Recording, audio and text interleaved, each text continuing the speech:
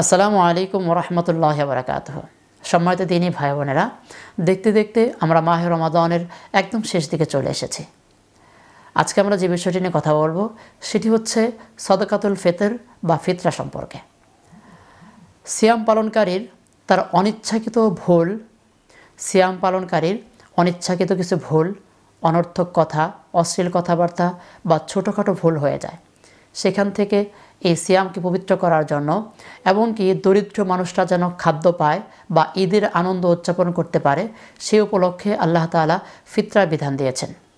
রাসূলুল্লাহ সাল্লাল্লাহু আলাইহি ওয়াসাল্লামের যুগে 5 ধরনের খাদ্যশস্য দিয়ে ফিতরা আদায় করা হতো, যেমন গম বা আটা, যব, পনির, কিশমিশ এবং খেজুর দিয়ে। রাসূলুল্লাহ সাল্লাল্লাহু আলাইহি ওয়াসাল্লাম এবং সাহাবায়ে কেরাম এইগুলো দ্রব্য দিয়েই তারা ফিতরা আদায় করতেন। গম বা আটা দিয়ে ফিতরা আদায় করলে তা অর্ধ সা বা 1 কেজি 650 গ্রাম পরিমাণ দিতে হবে। আর যদি খেজুর, পনির, কিশমিশ বা জব দিয়ে আদায় করা হয় তাহলে 1 সা বা 3 কেজি 300 গ্রাম দিয়ে আদায় করতে হবে।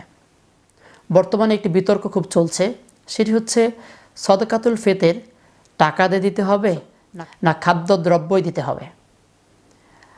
আসলে এটি নিয়ে এত বিতর্কের অবকাশ নেই, কারণ রাসূলুল্লাহ সাল্লাল্লাহু আলাইহি ওয়াসাল্লামের যুগে দ্রব্যের বিনিময়ে দ্রব্যের আদান প্রদান বেশি হতো, কিন্তু বর্তমান যুগ এটি কারেন্সির যুগ। এখানে টাকা পয়সা বা মুদ্রার বিনিময়ে সব কিছু আদান প্রদান হয়। সেক্ষেত্রে যেটির মূল্যমান বেশি বা মানুষের উপকার হয় সেই দিক থেকে লক্ষ্য করে টাকা দিয়ে সদকায়ে ফিতর আদায় করা যাবে। আরেকটি কথা হচ্ছে যে আমরা চাল দিয়ে ফিতরা আদায় করতে পারবো কিনা। দেখেন, চাল দিয়ে যদি আমরা আদায় করতে চাই, রাসূলুল্লাহ সাল্লাল্লাহু আলাইহি ওয়াসাল্লাম এবং সাহাবায়ে কেরাম কেউ চাল দিয়ে সদকাতুল ফিতর আদায় করেননি। তারা আদায় করেছেন গম, পনির, জব, কিশমিশ বা খেজুর দিয়ে। সেক্ষেত্রে তো তাদের সামঞ্জস্য হলো না। আবার আপনি যদি খেজুর, কিশমিশ, পনির বা জব দিয়ে সদকাতুল ফিতর আদায় করেন তাহলে যে বেচারা নেবে সে পড়বে বিপদে, কারণ খেজুর, কিশমিশ, পনির এগুলো আমাদের আসল বা মূল খাবার না।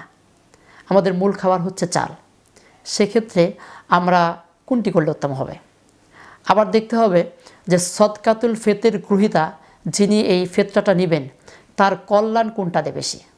যদি তাকে আমরা চাল, খেজুর, কিশমিশ এগুলো দেই তাহলে কি তার উপকার বেশি হচ্ছে, নাকি তাকে যদি টাকা দিয়ে আদায় করি এটাই উপকার বেশি হচ্ছে? কারণ সে এই চাল, খেজুর, কিশমিশ এগুলো সে আবার বিক্রি করতে পারবে না, এটা আবার তার মূল খাবারও না। তো ঈদে তার দরকার টাকা, সেই টাকা দিয়ে সে তার সন্তানদের জন্য কাপড় কিনবে অথবা সে অন্য কিছু কাজ করবে। সেক্ষেত্রে তার আবার এই খেজুর বিক্রি করতে হবে, সে বিক্রি করতে গিয়ে সে হয়তো বা ন্যায্য মূল্য পাবে না।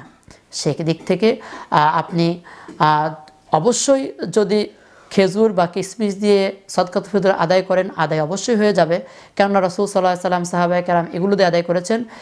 কিন্তু বর্তমান প্রেক্ষাপটে আমরা যদি টাকা দিয়ে আদায় করি তাহলেও সেটাও সদকায়ে ফিতর আদায় হয়ে যাবে এবং অনেক ক্ষেত্রে এটাই মনে করি উত্তম হবে।